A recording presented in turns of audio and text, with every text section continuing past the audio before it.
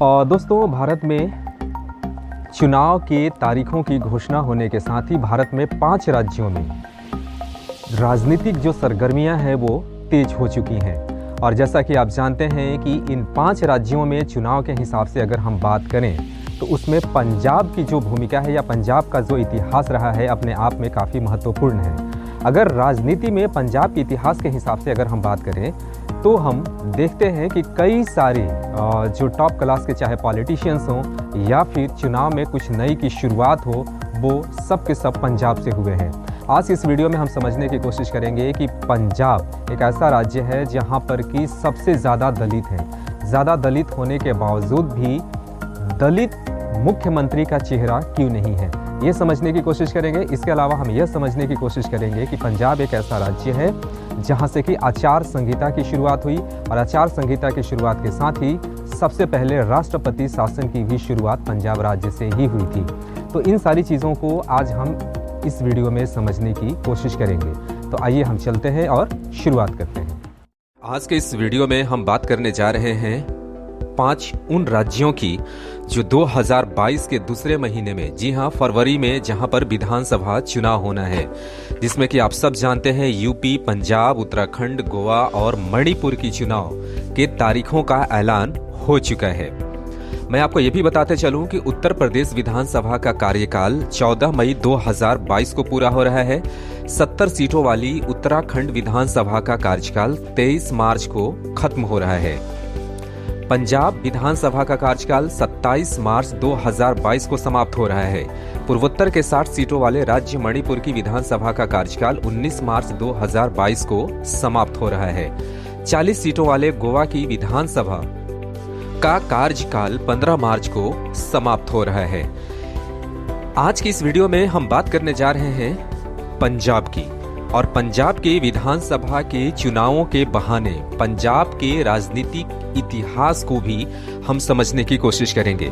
हम इतिहास में झांकने की कोशिश करें उसके पहले मैं आपको यह भी बताते चलूं कि 117 सीटों वाली विधानसभा में इस वक्त कांग्रेस के 77 विधायक हैं। जी हां, मैं पंजाब की बात कर रहा हूं।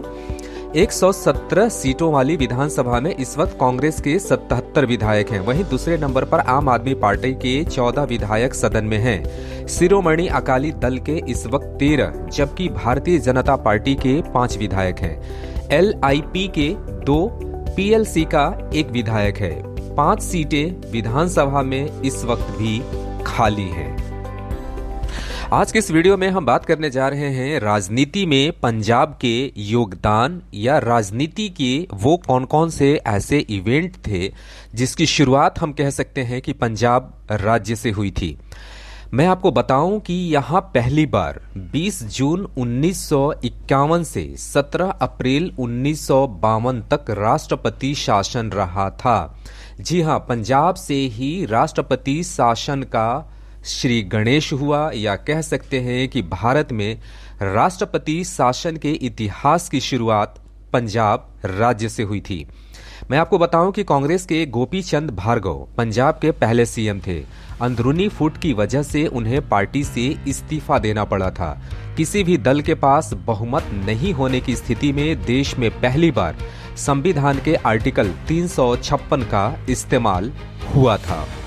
तो आइए अब हम यह भी समझने की कोशिश करते हैं कि जब हम राष्ट्रपति शासन की बात कर रहे हैं तो उस राष्ट्रपति शासन के हिसाब से भारत में अब तक 4, हम कह सकते हैं कि 4 वो राज्य कौन से हो सकते हैं जहां पर सबसे ज्यादा दिनों तक के राष्ट्रपति शासन का रिकॉर्ड रहा है। बात करते हैं सबसे पहले जम्मू कश्मीर की। जम्मू कश्मीर जो सबसे टॉप पे आता है, 2270 दिन का रिकॉर्ड है, यानी कि 18 जुलाई 1990 से 9 अक्टूबर 1996 तक राष्ट्रपति शासन का रिकॉर्ड है। पंजाब आता है दूसरे नंबर पे 1745 दिन। 11 मई 1987 से 25 फरवरी 1992 तक का दिन था पंजाब में राष्ट्रपति शासन के लिए। कर्नाटक की बात करें तो ये 8 दिन का रिकॉर्ड है, जहां पर कि 10 से 17 अक्टूबर 1990 तक राष्ट्रपति शासन लगा था। और बिहार की भी बात करें तो बिहार में भी 8 दिन 16 से 29 दिसंबर 1976 को राष्ट्रपति शासन लगा था। पंजाब में अब तक कुल 3,510 दिन यानी कि 8 बार राष्ट्रपति शासन लगाया जा चुका है। अब हम बात करते हैं पंजाब के दूसरे राजनीतिक इतिहास की। 1966 के बाद पंजाब में सिखों के अलावा किसी को भी मुख्यमंत्री बनने का सपना पूरा नहीं हुआ, या फिर हम कह सकते हैं कि सिखों के अलावा किसी को भी मुख्यमंत्री बनने का सौभाग्य प्राप्त नहीं हुआ। मैं आपको ये भी बताते चलूं कि पंजाब की 58% आबादी सिखों की है। तो इसके पीछे की कहानी हम आपको बताते हैं कि 1966 में भारत की संसद ने पंजाब पुनर्गठन एक्ट पारित किया था, जिससे पंजाब से अलग होकर हरियाणा एक नया राज्य बन गया। कुछ क्षेत्र हिमाचल प्रदेश में भी स्थानांतरित कर दिया गया था। उसके बाद से पिछले 56 सालों में कोई भी गैर सिख शख्स पंजाब का मुख्यमंत्री नहीं बन सका। 1966 के पहले पंजाब की कुर्सी पर 3 हिंदू मुख्यमंत्री रह चुके हैं, जिसमें हैं गोपी चंद्र भार्गव, भीमसेन सच्चर और रामकिशन। यहाँ यह भी जानना दिलचस्प है कि CSDS ने 2017 में एक सर्वे किया था, जिसमें पंजाब के 53% लोगों ने कहा था कि जरूरी नहीं कि उनका कोई CM सिख ही हो। आज के इस वीडियो में हम बात कर रहे हैं पंजाब के भारतीय राजनीतिक इतिहास में योगदानों की। तो मैं आपको ये भी बताते चलूं कि पंजाब एक ऐसा राज्य है भारत का जहां पर, या कह सकते हैं कि जिस पंजाब ने भारत और पाकिस्तान दोनों को PM और प्रेसिडेंट भी दिए हैं। ज्ञानी जैल सिंह की बात करें तो पंजाब राज्य से थे, राष्ट्रपति बने। 1982 से 1987 तक भारत के इकलौते सिख राष्ट्रपति थे। इनके टेन्योर में operation blue star, Indira Gandhi की हत्या और सिख विरोधी दंगे हुए थे। और दूसरी तरफ अगर हम पाकिस्तान की बात करें तो पाकिस्तान को भी मिलने वाला राष्ट्रपति पंजाब राज्य से ही था, जिनका नाम था मोहम्मद जियाउल हक। 1978 से 1988 तक पाकिस्तान के राष्ट्रपति रहे। इनका जन्म 1924 में जालंधर में हुआ था और विभाजन के बाद पाकिस्तान चले गए थे। यह जानना भी बड़ा ही दिलचस्प है कि पंजाब इकलौता ऐसा राज्य है जहां के लोग भारत और पाकिस्तान दोनों देशों के शीर्ष राजनीतिक पदों पर भी रहे हैं। मनमोहन सिंह की बात करें, जो देश के प्रधानमंत्री रह चुके हैं, 2004 से 2014 तक 2 कार्यकाल में भारत के प्रधानमंत्री रहे। इनका जन्म गाह में हुआ था, जो अब पाकिस्तान के पंजाब का हिस्सा है। और इमरान खान की बात करें, जो पाकिस्तान के प्रधानमंत्री हैं, पाकिस्तान के मौजूदा प्रधानमंत्री इमरान खान का ताल्लुक जालंधर से है। उनका परिवार विभाजन के दौरान जालंधर से लाहौर चला गया था। अब हम बात करते हैं पंजाब के SC कम्युनिटी की। SC कम्युनिटी के हिसाब से अगर हम बात करें तो भारत के राज्यों के हिसाब से अगर SC आबादी की बात करें तो पंजाब सबसे टॉप पर है। यानी कि पूरे देश में SC की जो आबादी है उसमें अकेले 32% की जो जनसंख्या है वो पंजाब में रहती है। दूसरे स्थान पर आता है हिमाचल प्रदेश 25% के साथ, पश्चिम बंगाल 23% के साथ, उत्तर प्रदेश 20.7% के साथ और हरियाणा 20.2% के साथ।